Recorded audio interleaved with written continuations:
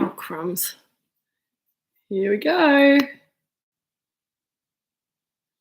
Oh, how are we going? Hello, everyone. Ooh, are you all there? Have I lost you? A little bit dodgy internet this afternoon. Something a bit weird happened then, so type me a hello if you're still there. I'm a bit frightened that I've lost you all. Anyway, here we are. We're live. Hello, Emily. Hi, Peter and Karen. Hello, Nareem and all the guys. Hello, John and Cotty. Pop the Pinot in the fridge for 15 minutes. I think that's a great idea. Yeah, you just want to get it below room temperature, really. I'm sorry, I'm just finding sticky tape on the table, which shouldn't be there. Hello, Kevin's there too. Hello, Kevin. Hello, Paul and Roz. I also am looking forward to this one. Yeah, I think on a hot day like today, and for those of you who are Melbourne or Mornington Peninsula based, we're having a bit of a late summer, aren't we? It's pretty amazing. It's 31 degrees at the moment, I think, and it's we've just taken the doggos around the dam, and I'm feeling a little overwhelmed by the heat and the exercise. So nice to have a glass of wine. Hello, Rob. Deb's away. Sorry to miss you, Deb, but good to see you there. Hello, Nigel. On time. Fantastic. Good work. Hello, Kay. All right, team. So I reeled a few people in with my controversial byline on Tuesday when I sent out the email saying we're going to talk about controversy and me not spitting the dummy and all that kind of thing. And I think really it came down to, hello, Alison and Andrew. Welcome back. Lovely to see you. We missed you last week. Yeah, so what is the controversy and why am I not spitting the dummy? Well, there's not really huge controversy, but a lot of you who joined us last year got to taste this wine last year. So we're coming back for another taste about 6 months on. It's the 2020, the Moorooduc McIntyre Pinot Noir. And you can see mine's a little bit, it's come out of the wine fridge, and the wine fridge is 14 degrees. So it feels quite cool, which is lovely. We invested in a wine fridge over summer, and it's the best thing because even though we've got a really good cellar, this means that we're serving wine that's not too cold out of a normal fridge and not too warm on a hot day like today. So very happy with the results there. I've given my decanter a wash because it was looking a bit grotty. So that's just a little bit of water there. But I'm going to pop the wine into the decanter and then into my glass. And then I'll talk to you all about controversy and why I was being controversial this week with this wine. Kevin has the 2020 in the city and you're at the farm with the 2019. Emily, yes, you can absolutely decant that. I'll try and remember to talk to the 2019, but this will be very interesting, Emily, because your wine is almost the exact opposite of this wine, as you'll see as you pour it into the decanter. So let's have a look at the wine.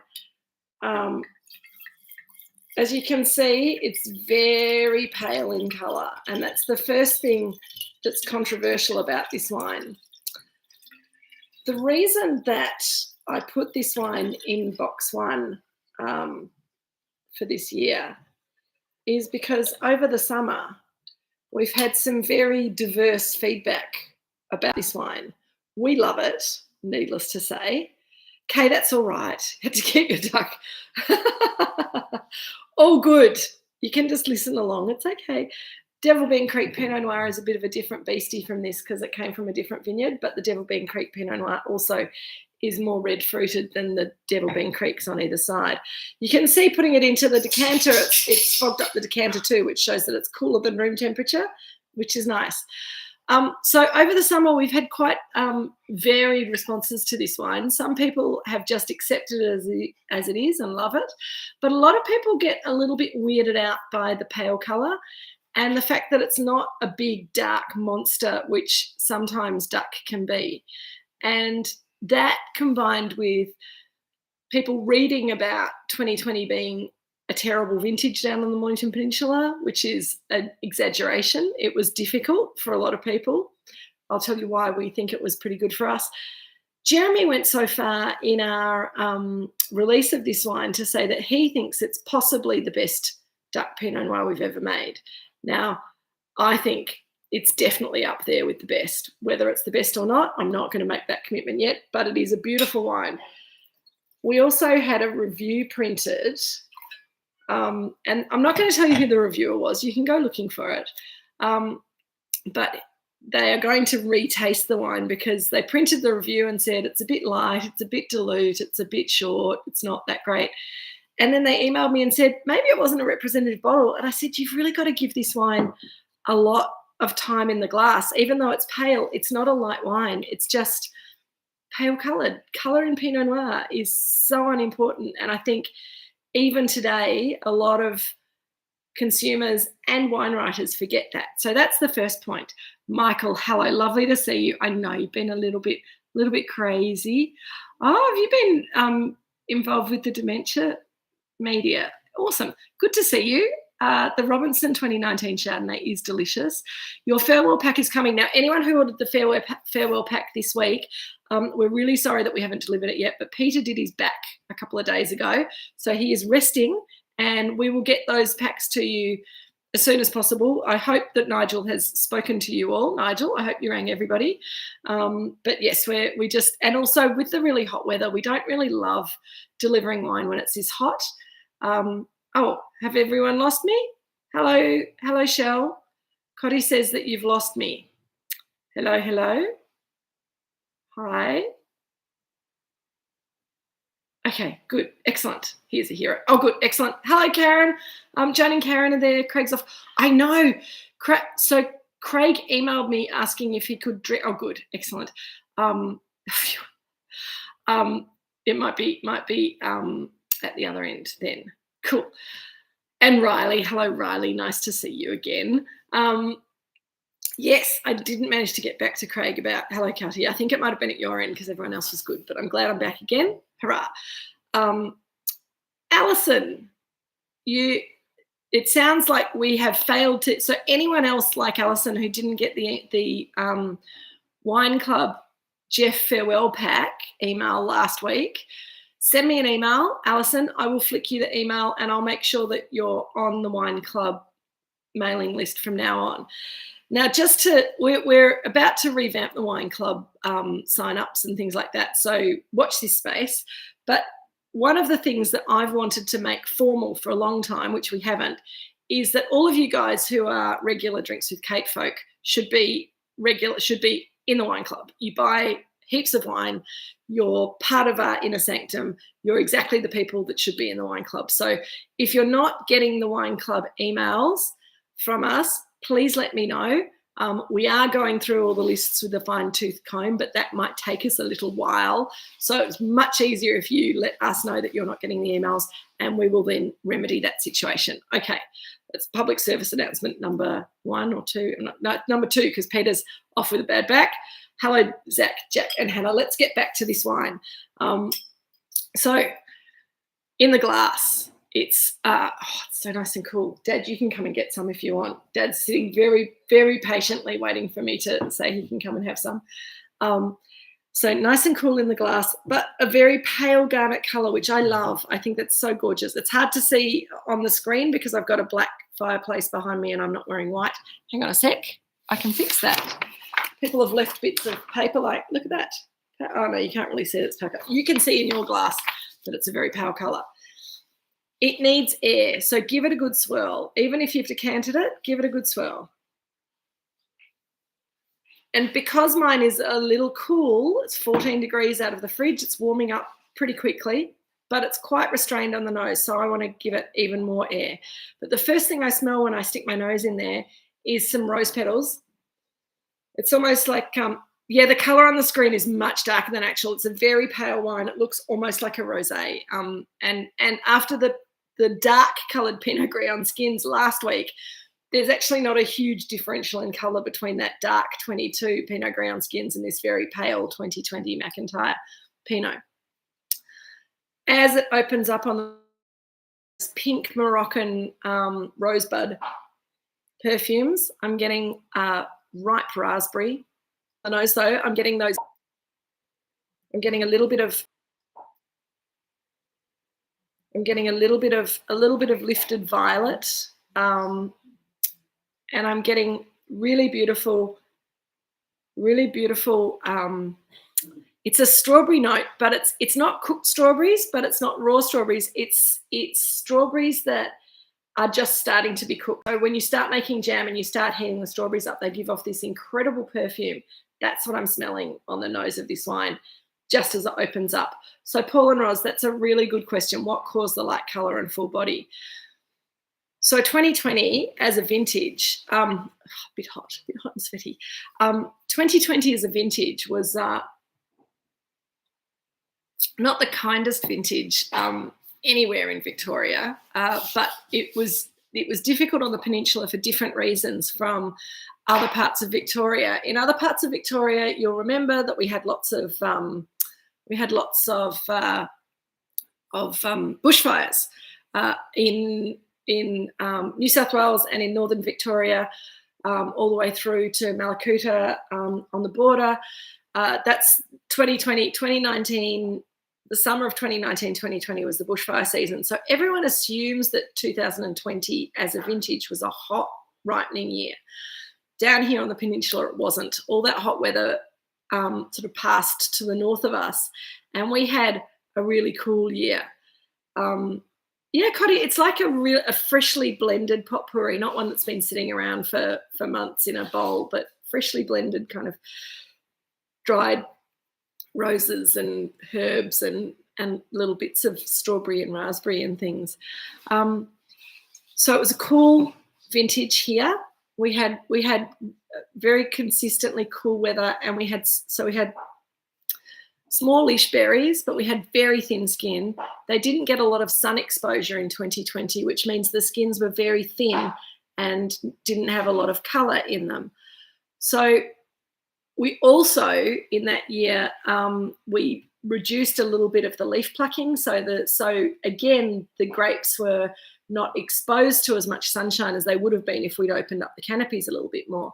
That resulted in very pale colour from the wine, despite the fact we made the wine the same way that we always do. So that's why the wine smells and tastes. It's still got really good structure. I haven't put it in my mouth yet, but I tasted it the other day, and it's got beautiful acid line, but it's also got really good tannin structure. The tannins are really fine, but they're firm and they coat the mouth and they do everything that we like McIntyre Pinot Noir to do. So it's not a wussy wine at all, because we got that full ripeness and we got the tannins from the skin, just not a lot of colour.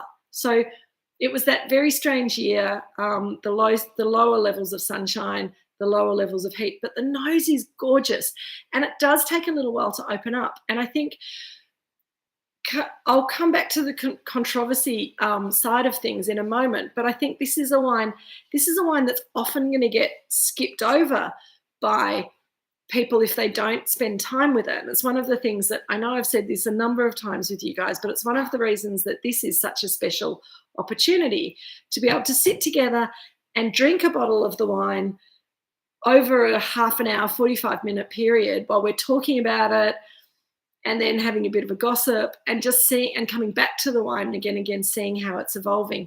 The nose is fabulous, Paul and Roz, and it's just changing and changing. There's now some sort of forest floor, sort of earthy notes, some little mushroomy notes kind of coming through, almost like you're walking through a forest that's not. It hasn't rained, but the soil is still damp, so you get those lovely kind of moist soil and moss and leaf characters coming through. Thinner the skin, the more resveratrol, greater dementia risk reduction. Thank you, Michael. So Pinot Noir excels here for helping people. Thank you, Michael. That's a perfect advertisement for drinking Pinot Noir, unlike the thicker-skinned Shiraz, which I think is unreal. So thinner skin, more resveratrol, better for you, particularly as far as dementia risk is concerned. We love it, Michael. Keep it up. And yes, Nigel, I agree. The 2020s have a lot of restraint. They're really elegant wines, but they're not. They've got a lot more. They've got a lot more structure and a lot more weight than people first give them credit for. So I know you've probably all drunk half a glass by now, but I'm going to put some in my mouth now. Stop talking for a second.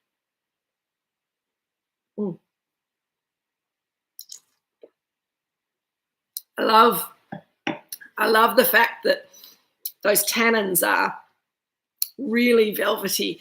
They're still there. And the tannins in the McIntyre, always for me, the Robinson's always a bit more silky.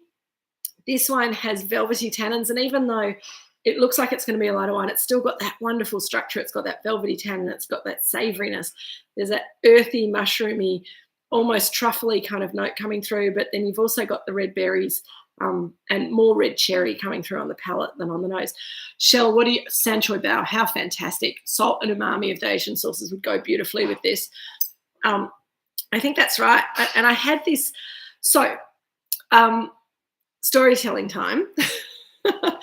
A couple of weeks ago when I was up in Sydney and we couldn't do Drinks with Kate on the Thursday because I was in Sydney and then I was supposed to be flying back to Melbourne. It was a crazy week. So I was in Perth and I showed the wine in Perth to new customers and most people loved it. Some people I think were a bit surprised by the colour, but really enjoyed the wine. And it was a sort of a stand up behind a table pouring wine into glasses with our new distributor for 6 hours. Kate lost her voice by the end of it, so that was fun. And then I flew to Sydney and I did a couple of calls to a couple of different distributors. And in the middle, I did a lunch at the Australia Club for the members. And it was really interesting because we just got this review that was a bit sort of damning the wine with faint praise and saying it was a bit light and a bit meh. And so I was a bit sad about that.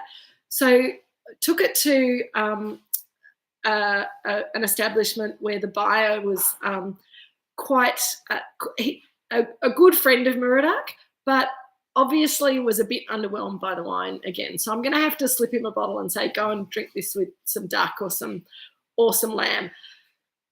And I am getting to the lamb. I'm glad you brought me back to it, Peter and Karen, because then, and he didn't buy any of the 2020 wines, bought the estate wine. That's fine. You know, that was what's going to work for him. That's cool. But I was a bit sad. My distributor was even sadder because he's like, this is such a lovely wine and it's not looking at its best. And it wasn't first thing in the morning. We tasted it. We kind of went, oh. We got to the Australia Club and they opened the wine a couple of hours before and they decanted it and they had some back vintages and they had some Chardonnay and they had some Pinot. And honestly, with the main course, we had this beautiful loin of lamb that was cooked perfectly. It was pink in the middle. It was really delicate, but beautiful lamby flavours and had that sort of lamb caul fat around it. So it had some of that nice sweet lamb fat as well, which I think is so awesome when it's cooked well. And with this wine, we had an older wine, we had this wine, and we had the Robinson 2020.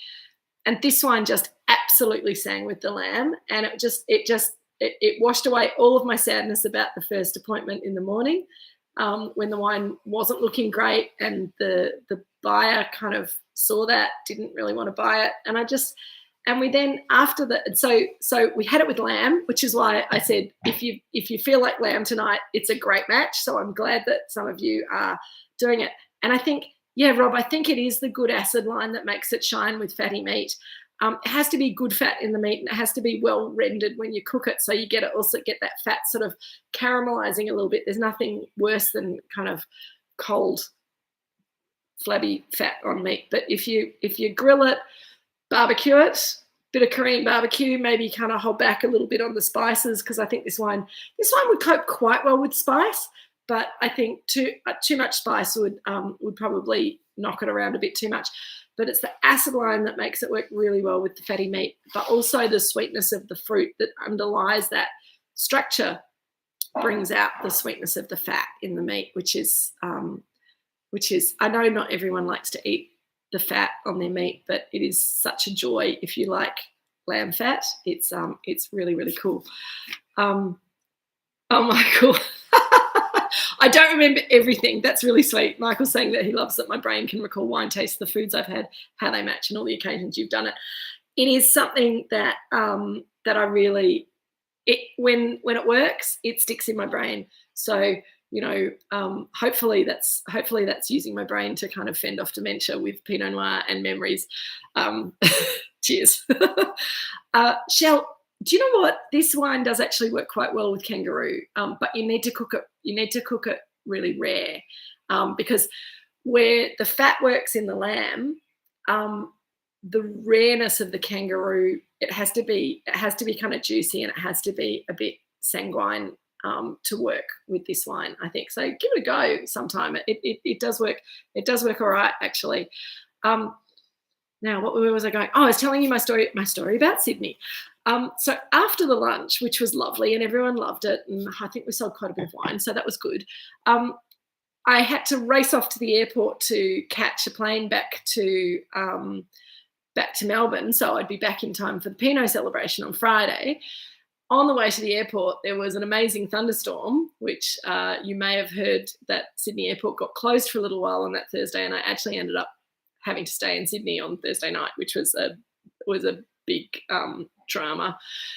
Anywho, before all of that happened, we went to visit my friend Sophie Otten at now what's her wine bar called?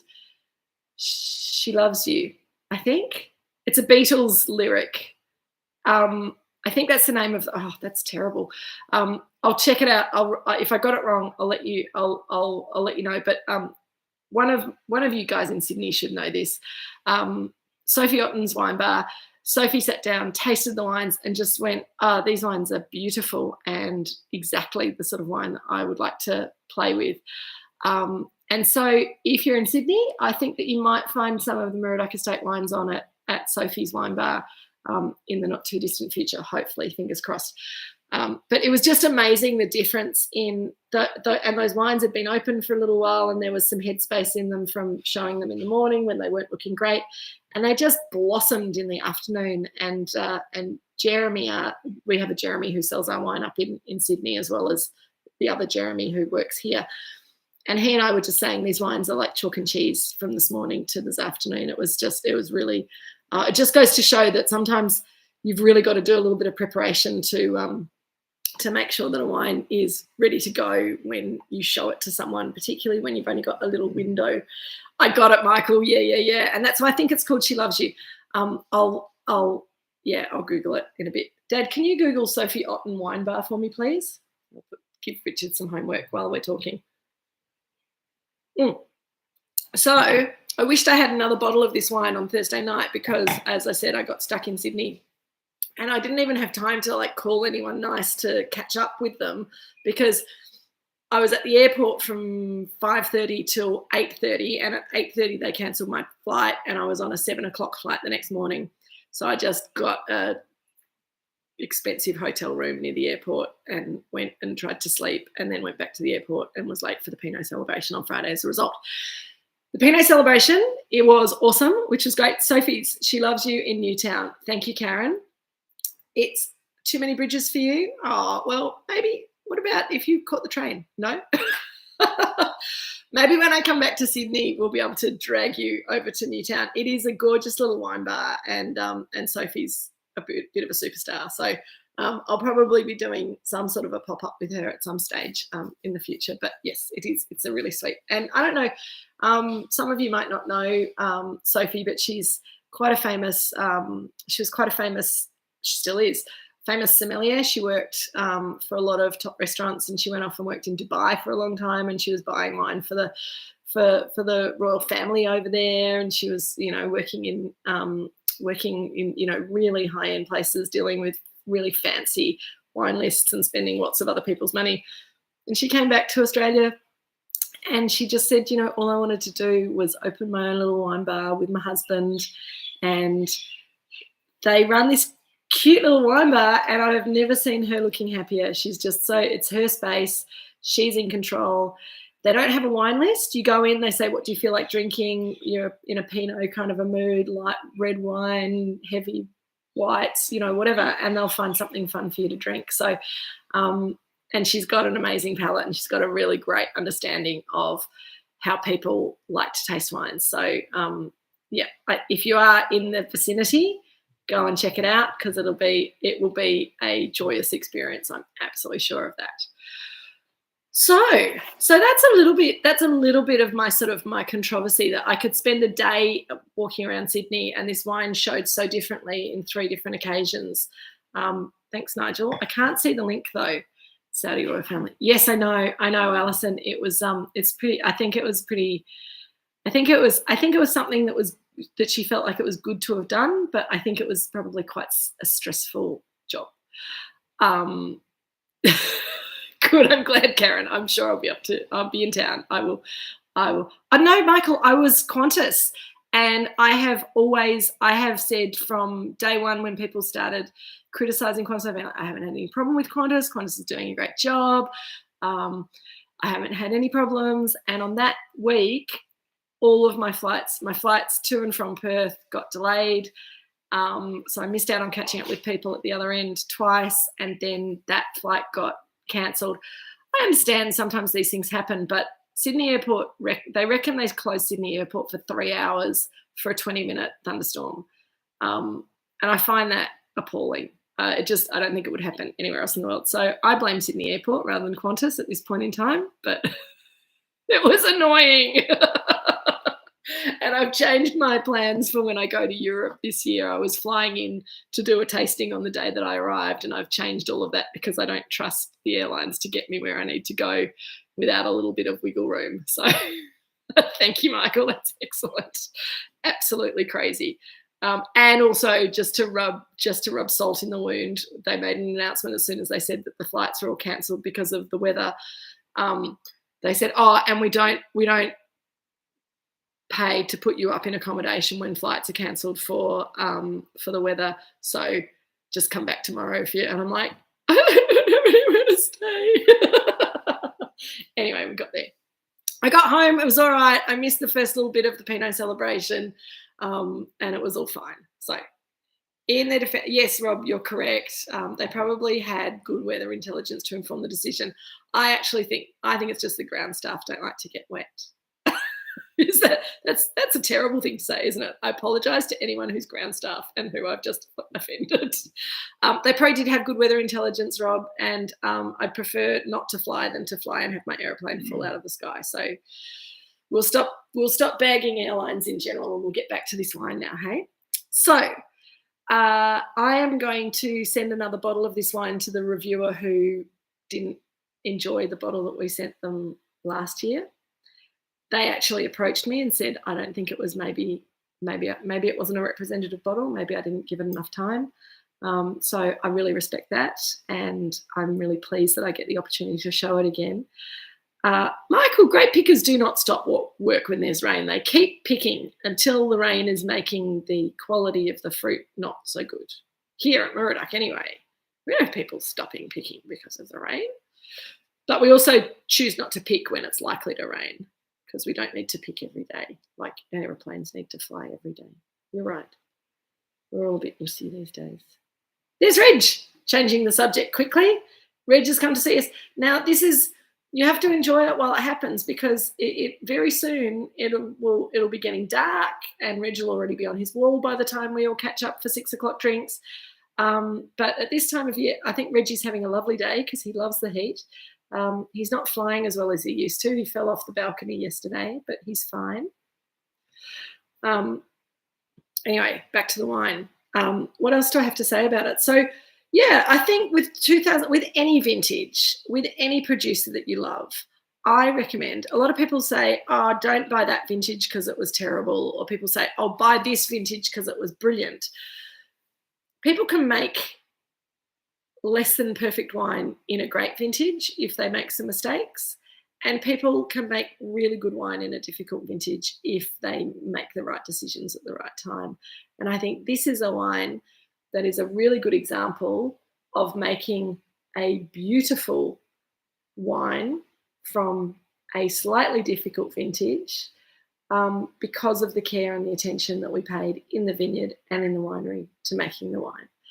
So and I think you guys are all kind of on board with that. So I don't feel like I need to preach too much to the converted. But, you know, what you do and when you do it in the vineyard and in the winery are important things. And then what you don't do to let the wine do its own thing in the winery because you trust it to become what it wants to become is also next level, we think, winemaking. And we think that's what we aim for because we want to get the fruit so good in the vineyard and pick it at exactly the right time that we can let it just become wine with a little bit of help from us, its friends. Michael, you're right. Reg is a Sri Lankan bird and they do love heat. Some grapes, but not Pinot Noir. Pinot Noir likes a little bit of heat. And I think I told you last week, but I will repeat again, we are absolutely shocked because it's been such a cold spring and early summer, and we had very poor fruit set. We had very late flowering as a result of the bad weather. We think we might be starting picking next week. Just let that sink in. We thought that we would be not picking until mid-March a few weeks ago. But looks like we'll be picking some Robinson Pinot, yes, next week. So, and some Pinot Gris from Farmer Park. But that's it. We don't talk about them because that's contract winemaking. Shh, didn't say that. Blah, blah, blah. Unwind. Oh, questions. Cotty, we have a little crystal residue after our first glass. Maybe we should have checked the bottle before decanting. A little bit of crystal residue is probably a little bit of tartaric acid that's crystallized because of putting it in the fridge. This wine, we cold stabilize our whites, but we don't cold stabilize our reds because we don't really expect people to put them in the fridge. So yeah, that'll be what it is. It's just a bit of tartaric acid that's just cream of tartar, sorry, Richard's correcting my chemistry, which is always terrible. Bit of cream of tartar that's just precipitated out of the wine. So we call it wine diamonds. So they don't taste, there's nothing wrong with them. They don't taste really of anything. They're a bit crunchy. So if you see them in the bottom of the bottle, just decant the wine gently off the crystals and try and leave the crystals in the bottle because it just means you can't drink all the way down to the bottom of the glass without getting a mouthful of crunch. Jeff, hi. Wow. Welcome. I hear you had fun. Jeff spent yesterday, I think you were watching people putting nets on your vineyard, weren't you, rather than actually helping? But out in the exactly. Who's that person? Hello, Jeff. Lovely to see you. I hope you're using your decanter. We gave him a decanter as a farewell present to use when he comes to Drinks with Kate. Nareem, clones in this one. Okay, no. So clones in this one are all the clones. So there's some MV6. There's 114, 115, Pommard, Abel. What else, Richard? That's about it. But that's enough, I think. No declone. We got rid of all of that. That was in the vineyard that you come past on the way into the property, and we pulled that out about 5 years ago and planted more MV6. Rob, is time to ripening just a function of cumulative degree days or also by soil moisture? Yes.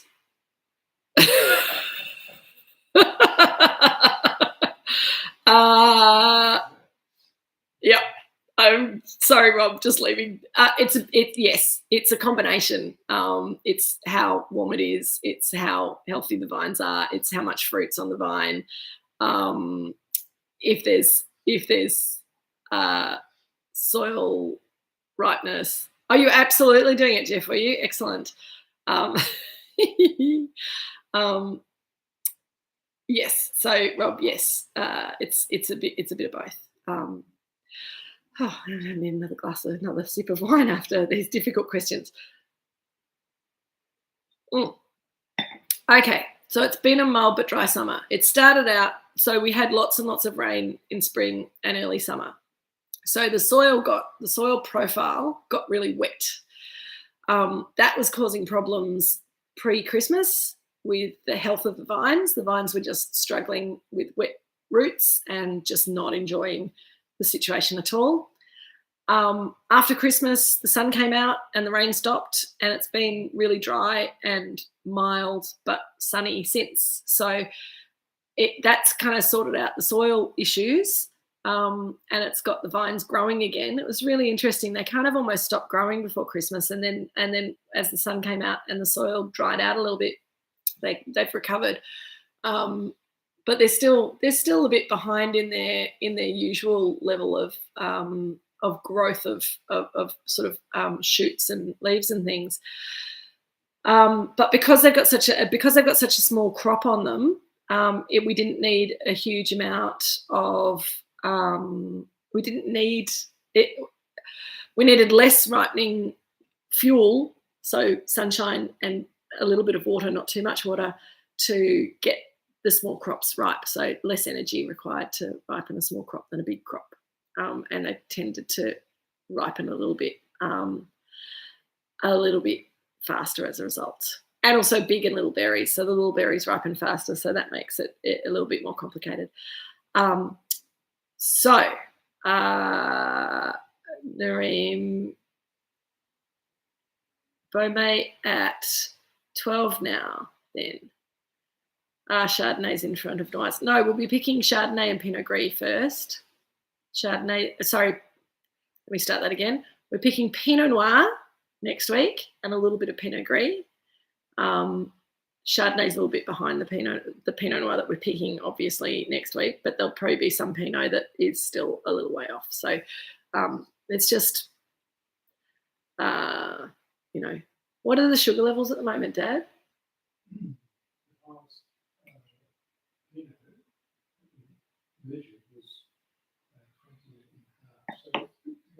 20.5 bricks is the highest Pinot that we've measured. So it'll be, we probably pick around, 24? Less than that, 22.5. 22.5 and 23.5 bricks is what we're looking at. I can't do Beaumay from bricks. Nareem, Dad might be able to, but I can't do that in my head. If you're asking about Urkschler, then I'd be fine. Wouldn't really.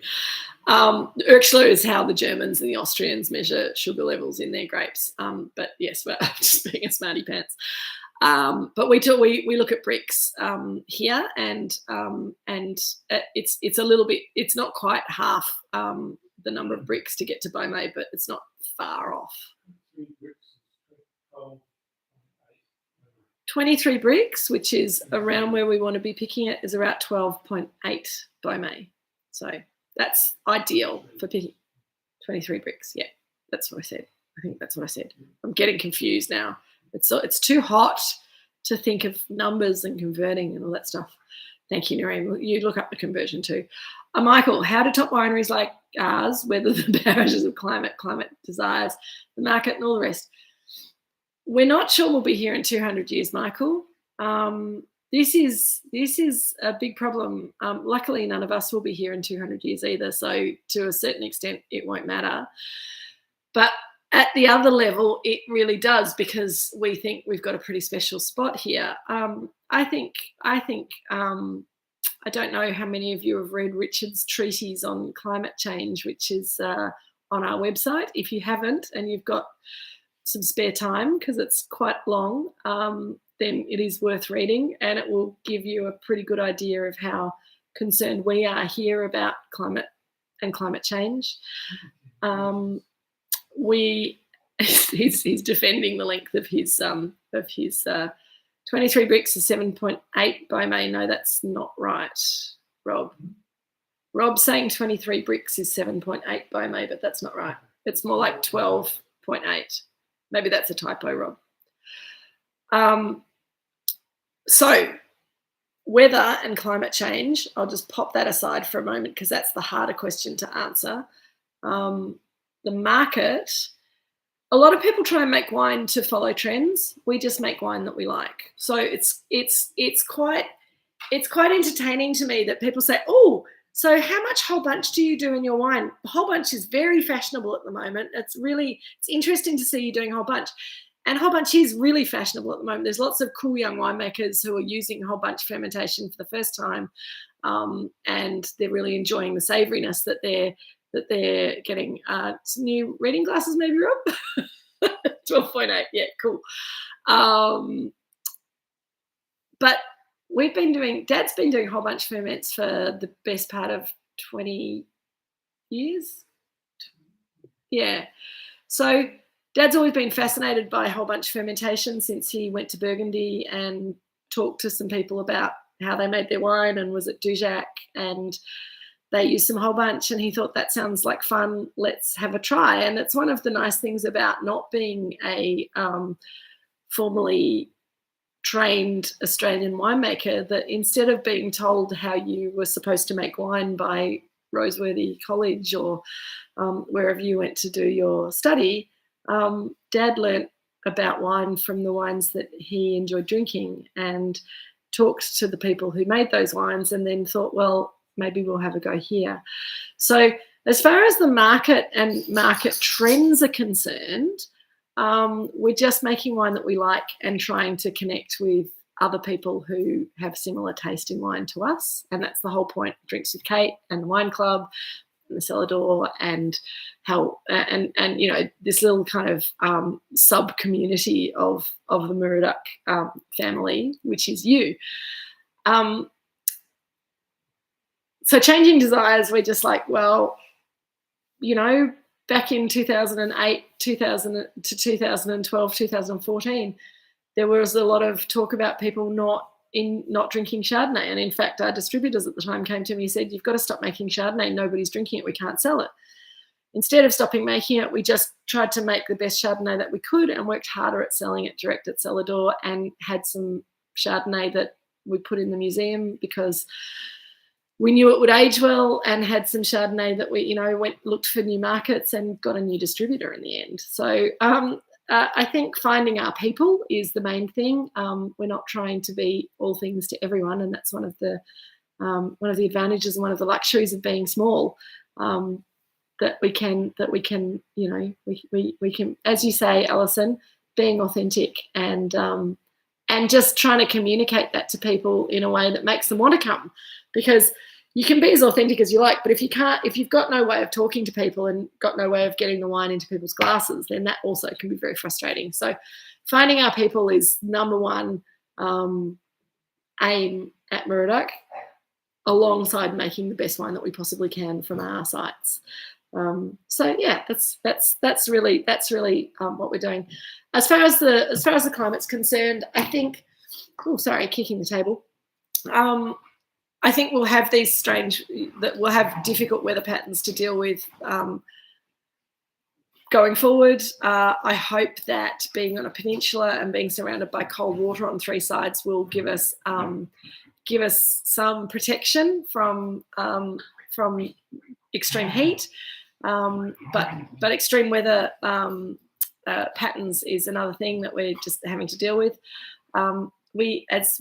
As we've discussed before, and this is our secret just between us, we are thinking of other grape varieties that might work in this site if it gets too hot for Pinot Noir. We hope it doesn't, at least in our lifetime. We'll keep making Pinot for as long as we can. And a lot of the discussion in the Pinot celebration was about how Pinot Noir is quite adaptable to its circumstances. So, you know, with a bit of help from a bit of genetic engineering, maybe. And people get a bit nervous about that. But, you know, I think Pinot Noir is adapting to warmer climates, and working out how we make the wine and how we deal with the fruit is part of the ongoing process for us. But as you know, we're planning a little experimental couple of rows of Nebbiolo this winter, because it would be nice to have another red grape variety that maybe is a little bit more forgiving of a bit more hot weather. So yes, Karen, you got in there just as I was saying it. So yes, Nebbiolo. If we can make it work here, then we'll grow more. So now, what did Kay say? Up in Mount Tambourine on Sunday at a Cellar Door, they had a Chardonnay. When I asked, they said it's definitely coming back. They get a lot of requests for this. Yeah, absolutely. Michael, Tempranillo we probably won't plant, only because I haven't tasted any Australian ones, and there's been Tempranillo grown down here on the peninsula that wasn't awesome. So probably not Tempranillo, but Nebbiolo for sure. Otherwise, watch this space. We're talking about Nebbiolo rosé is beautiful, Alison, and we might make Nebbiolo rosé for a couple of years as the vines are maturing. But the idea is to make a delicious, perfumed, structured, serious red wine at some stage with our Nebbiolo vines. So fingers crossed. I think we've talked a lot, and you guys have been awesome with lots of questions and talking today, which has been nice. And let's just have another taste of this wine because I think it's opening up. And I forgive anyone who looks at this wine and goes, "Oh, it's light. It's not gonna age. It's not gonna open up. It's gonna get worse in the glass." But it's not. It's getting better and better in the glass all the time, which is awesome. I feel like I need a gin and tonic almost because I'm feeling a little dewy at the moment. It's warm in this room. And I will say, just a little hint, anyone who's coming to the dinner, the Robinson dinner on Saturday, which will be in the cellar door, you might want to bring a little wrap or a jacket because we're having a cool change, I think, tomorrow or Saturday morning, but also we've got very good air conditioning in the cellar door, and I find because it's warm outside, it's a bit surprisingly cool in there. So of an evening, it might be nice to have a little shawl around your shoulders or a jacket to put on if you need it. We'll work hard on getting the temperature right, but I just thought I'd warn people who are on. Yes, Nebbiolo rosé, beautiful to try it, Karen. I'll see if I can find a couple that I know of, and I'll put it up on the. Maybe we'll have a Nebbiolo rosé in the next box. Oh, let me do some research, see if I can find something. Yeah. Thank you, Rob. Rob's saying that kind of adaptation is entirely possible, watching some amazing work building elevated temperature tolerance into corals, which is really exciting. And I think it's something that we have to do. And that's got to say that science is awesome. So let's hope science can save us again this time. Let's put our faith in science and also in people being sensible. Tempranillo would be great in southern Queensland. Pinot tonic, Michael. Yeah, absolutely. Jeff, I meant to say I don't have my fabulous new decanter with me or this wine, but listening to this, I think I deserve the wine as it's made in outing. I agree. Well, Jeff, I think you might be down on the peninsula tonight, so if you swing by cellar door, we can make that happen for you. Cody, this wine I expect will age for at least 10 years. I think it's got the structure. I think it's got the depth of flavour. We'll have a look at it again over time, but I think it's definitely got the potential to age for at least 10 years. Alison, I don't know Featherstone. That's the Nebbiolo rosé that you're drinking, Alison. How fantastic. I'll have a bit of a look into it. I'll check it out. Okay. I think we're nearly at the 50-minute mark. The Pinot is still changing. It's still evolving. I'm going to put a little bit more in my glass because I think I deserve it.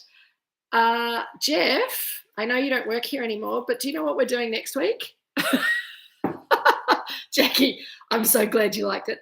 Look, the only point that I wanted to make about this wine, and when we get a bad review, we usually just don't say anything about it. We just ignore it and move on. When we get a good review, we talk about it all the time. I think the conversation that I wanted to have that we didn't really get to was that reviews are just, one person's experience of the wine in one period of time. And I think show results are the same. Awards are the same. So I think trust your own palate and keep tasting and when you go to a cellar door and you like the wine, buy a bottle and take it home and drink it with dinner and think about what you're putting it with, because wine always tastes different at home than it tastes at the cellar door. And if you like it, you can always go back and buy more, or you can jump on their website and get them to send you more. But if you buy a case at cellar door and kind of go, I don't really like it when you open a bottle at home, that's really disappointing. And we never want that to happen to people. So, taste it in your own environment, taste it with your food, enjoy it. What are you naughty people? Indigo and Beechworth is loving Nebbiolo Rosé too. Shell's laughing at something, I don't know what. It's all gone. Jeff, haha, isn't it Chardonnay? Very funny, haha.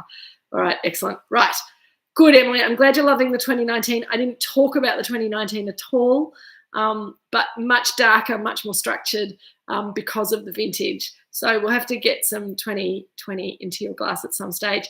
I look forward to seeing you and Kevin and thank you, Shell, putting Jeff back to work. I think it is Chardonnay. Thank you, Jeff. It's got to that stage of the conversation that I forget what I said 2 seconds ago, so it's probably time for us to finish up. I think it's the Chardonnay. I will send you all an email on Monday. We might have to give Jeff a couple of bottles to join in with Drinks with Kate while he's around. And so he can help us with the comedy act that is Jeff on Drinks with Kate. Thanks, everyone. Love you all. Take care.